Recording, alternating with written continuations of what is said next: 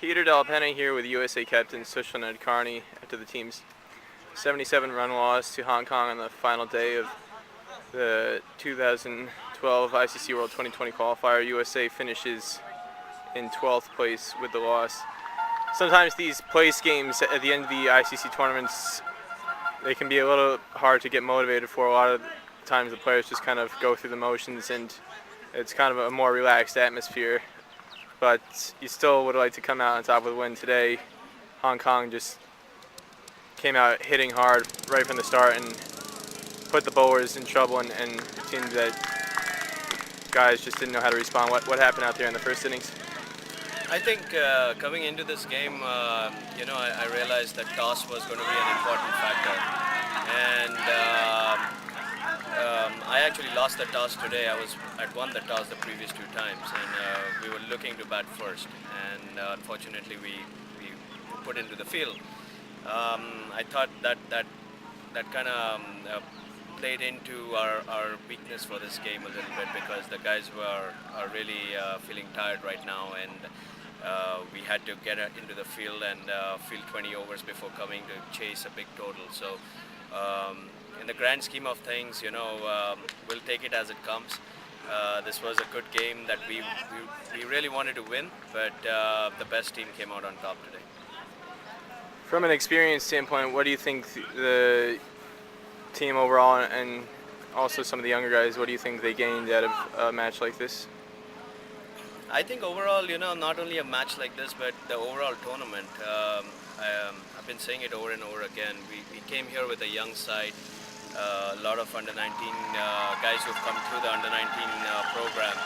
And the whole purpose of the objective for the team was to try and get into the top 3 in our group. But that didn't happen, and after that, it's basically the experience that these youngsters have gained here is going to be invaluable, and it is up to us and the U.S. Cricket Association to kind of nurture that experience and the talent moving forward. Today's man of the match, Azaz Khan, took 5 for 25. He was bowling very, very quick out there. We saw USA kind of struggle against the pace of the Irish bowling attack and also to the pace of Kenya's bowling attack to a certain extent. In terms of facing high quality pace bowling that's over 140 Ks per hour, what can players in the US do to kind of prepare for those kinds of bowlers, or is there anything they can do to prepare for those kind of bowlers? No, I think it goes back to just having proper programs. There are lots of ways to prepare for fast bowling, You can use bowling machines to prepare for that. You can actually get into the nets and have guys bowling from 18 yards instead of 22 yards. There are different ways to prepare for fast bowling, but I don't think we have programs in place.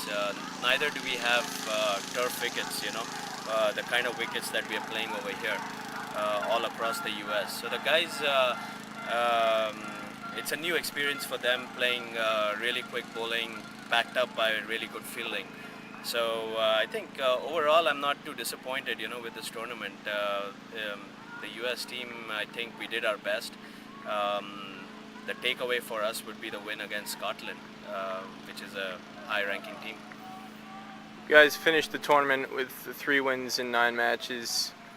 What are some, besides obviously the Scotland win and how you guys won that game, not just winning the game, but the way you won it, what are some of the other positives you feel that you can take away from this tournament?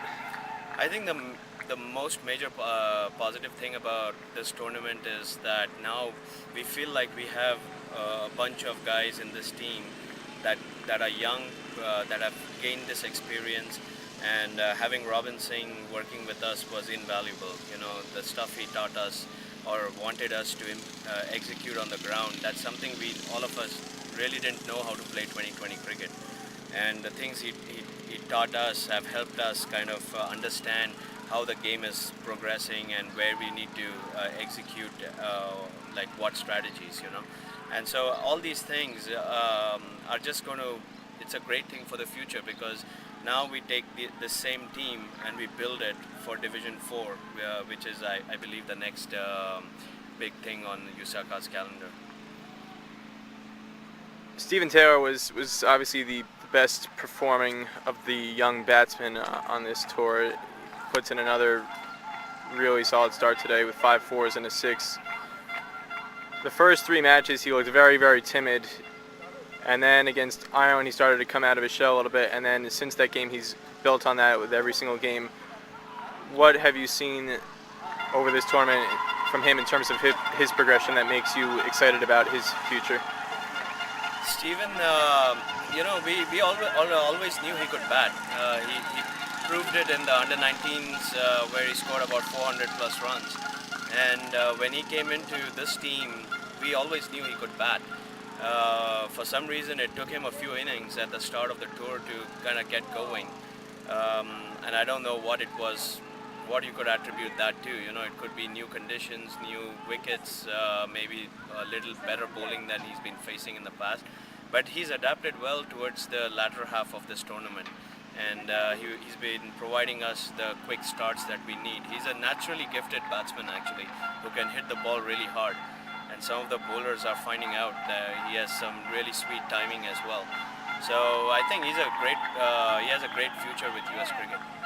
Some of the other younger players, though, batting-wise, they struggled for the most part in this tournament. I know some of the things you brought up about not getting enough experience on turf wickets and probably not having a program in place for things like fast bowling are some of the issues that may need to be addressed.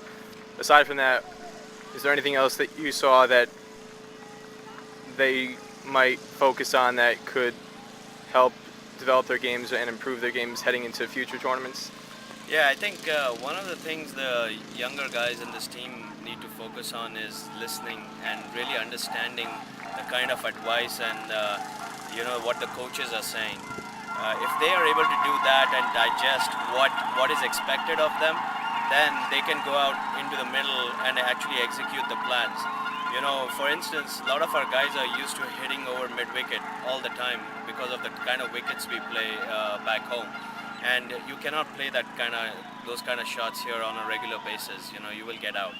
And the coaches have been telling us to play straight down the ground all the time. And so those are little things which somebody can really absorb and try to implement as a young guy who hasn't played this level of cricket. So those are small things, but the more the youngsters actually listen and absorb and try to execute, I think it'll be better for them. On the bowling side, though, some of the young players really stepped up in this tournament. Mohammad Ghaus, we've seen at a young age, he's still not 22, but he tied for the team lead in wickets in this tournament, and Abhimanyu Rajab on his debut tour was the other joint leading wicket taker. What did you see over the course of this tournament from them that you feel they'll provide a solid foundation for the future in the bowling department? No, I think Abhimanyu's addition to the team has been fantastic. I think for a long time we had Ghaus made an impact as soon as he came into the team. And now I feel like we have another bowler who can support Ghaus and who is a wicket-taking option. So I think Abhimanyu is a great addition to the team. I would say from a spinning department perspective, even Ryan Corns has came out really well from a bowling perspective. So I think he could, he could actually develop into a fine all-rounder, from a left-arm spin option. Out of everything that's happened over the course of these 12 days in Dubai, in terms of the tournament play, and then before that, the warm-up games, what is the one thing you'll remember most about leading this side and just the entire experience in general with the team? Yeah, I think the one thing I'll probably remember, although I did not play that game, was our win against Scotland. The guys, we actually fielded for 20 overs, and then we had a tough target in front of us, and the guys were really motivated to go out and win. And when we finally won off the second last ball of the game, that was, for me, that's the takeaway moment of this tour, because it just felt like, a lot of the frustrations which had come along from losing the previous games, there was something to cheer about because of the win. All right, USA captain Sushil Nadkarni, thanks a lot for your time, and thanks a lot for your time throughout the tour. Thanks.